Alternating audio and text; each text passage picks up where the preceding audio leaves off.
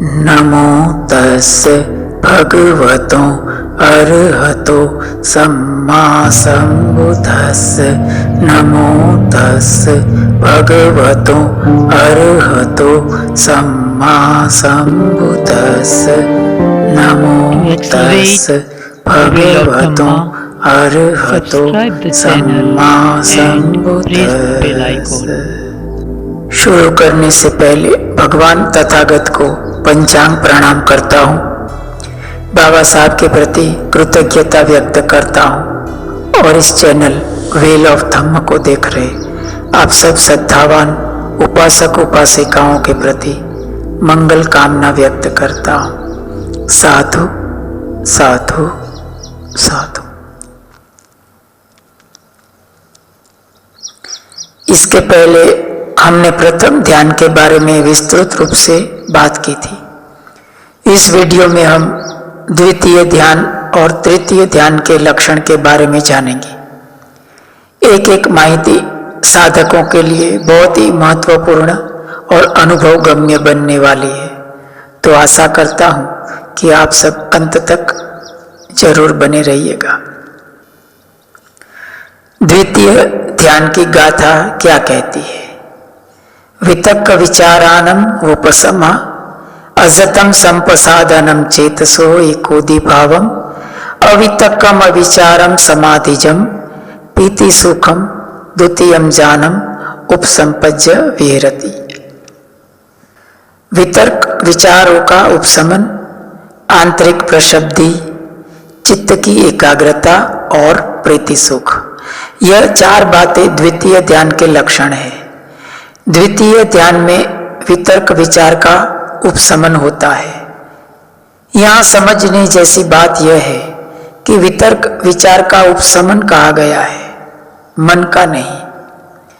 कोई बार साधकों में गैर समझ यह होती है कि मन ही वितर्क विचार है, ऐसा समझ लेते हैं। वितर्क विचार नहीं है तो मन भी नहीं है, लेकिन ऐसा बिल्कुल नहीं है। मन को अनुभव के साथ संबंध है। हम जो संवेदना अनुभव करते हैं उसके साथ संबंध है, जबकि वितर्क विचार उस अनुभव पर की जाती प्रतिक्रियाएं हैं।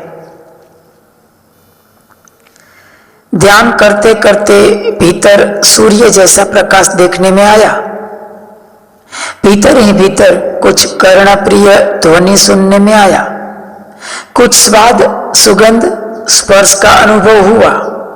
यह सब मन ने किया हुआ अनुभव है। बात अनुभव पर खत्म नहीं होती। हमने मन ही मन उसके ऊपर, उसके बारे में सोचना आरंभ कर दिया। मन ही मन मूल्यांकन करना आरंभ कर दिया। मन ही मन प्रतिक्रिया करना आरंभ कर दिया। हमारी संज्ञा ने काम करना शुरू कर दिया। संवेदना का अनुभव मन करता है, उसका मूल्यांकन वितर्क विचार से होता है। यहां कहा गया वितर्क विचारानम उपशमा, वितर्क विचार का उपशमन हो जाता है, अर्थात भीतर जो संवेदना का अनुभव हो रहा है उसके प्रति समता का भाव आ जाता है। प्रथम ध्यान में संवेदना के प्रति समता का भाव नहीं होता था। सरल शब्दों में कहूं तो दूसरे ध्यान में विचार नहीं होते हैं। इस पर से दूसरे ध्यान का महत्व और कठिनाई समझ में आती है। ध्यान करने वाले साधकों से आए दिन एक फरियाद सुनने को मिलेगी। क्या? मन बहुत भटकता है, विचार बहुत आते हैं, मन में अशांति है, इत्यादि इत्यादि। हकीकत में फरियाद तो प्रथम ध्यान में ही खत्म हो जाती है। दूसरे ध्यान में तो वितर्क विचारों का उपशमन हो जाता है। कुतर्क कुशंका की तो बात ही नहीं उठती। यहां से साधक में धम्म के प्रति श्रद्धा जन्म लेती है। मील का पत्थर आया है तो आगे मंजिल भी जरूर होगी, ऐसा विश्वास जन्म लेता है साधक में। क्योंकि पहली बार वितर्क विचारों से मुक्त होने का असाधारण अनुभव साधक करता है। दूसरा लक्षण आंतरिक प्रशब्दि को बताया गया। अज्जतम संपसादन, बिना भंवर की शांत झील कैसी होती है, बराबर उसी तरह साधक का मानस की अवस्था होती है। चेतसो एकोदि भाव, आगे कहा गया जो कुछ भी आलंबन दिया जाता है, आनापान है, विपस्सना है या बुद्धानुसति, अन्य कोई, उसके प्रति साधक का मानस एकाग्र होता है।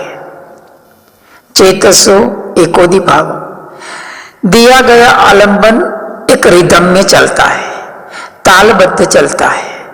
आनापान का आलंबन होगा तो सांस की एक रिदम बन जाएगी। सांस का लेना छोड़ना एक निश्चित समय में होने लगेगा। एक सांस बड़ा दूसरा सांस छोटा ऐसा नहीं होता है। 2 सेकंड में प्रथम सांस आता है तो दूसरा सांस भी 2 सेकंड में आएगा। यह एक कुदरती रिदम है, हमने साधी हुई रिदम नहीं है। अगर हम प्रयास से सांस या बुद्धानुसति की रिदम बनाने की कोशिश करते हैं तो तब तक हमको कुछ नहीं मिलेगा जब तक वो रिदम हमारे सुषुप्त मन में न चली जाए। सुषुप्त मन उसे अनायास बना देता है, जो वितर्क विचार के उपशमन के साथ साथ जन्म लेती है।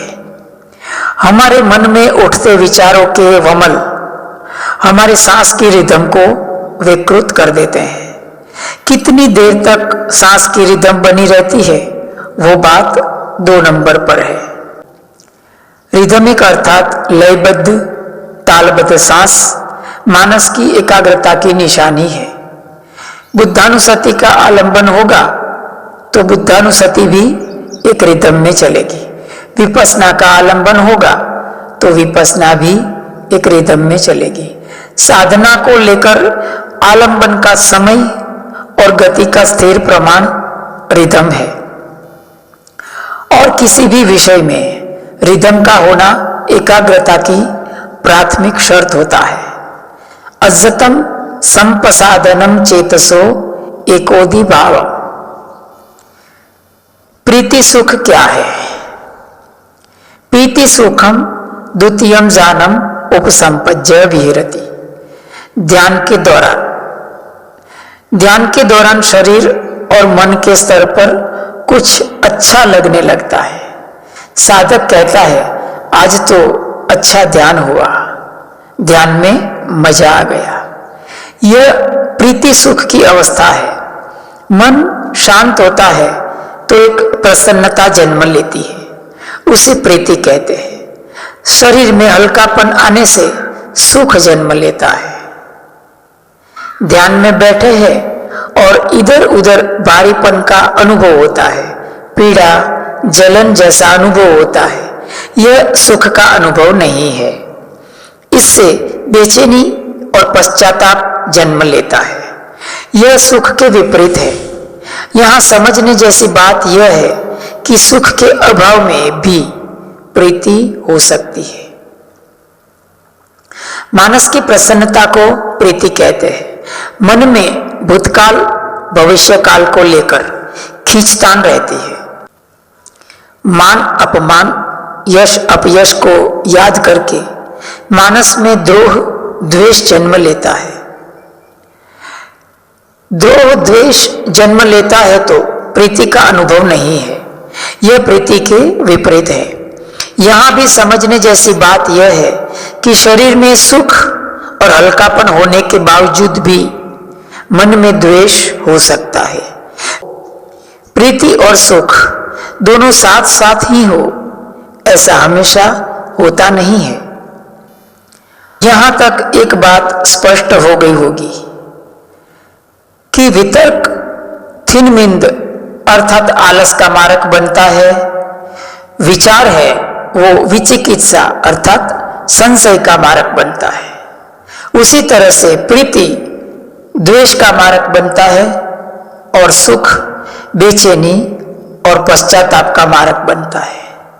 उसी तरह से एकाग्रता कामछंद नाम के निवरण का मारक बनती है।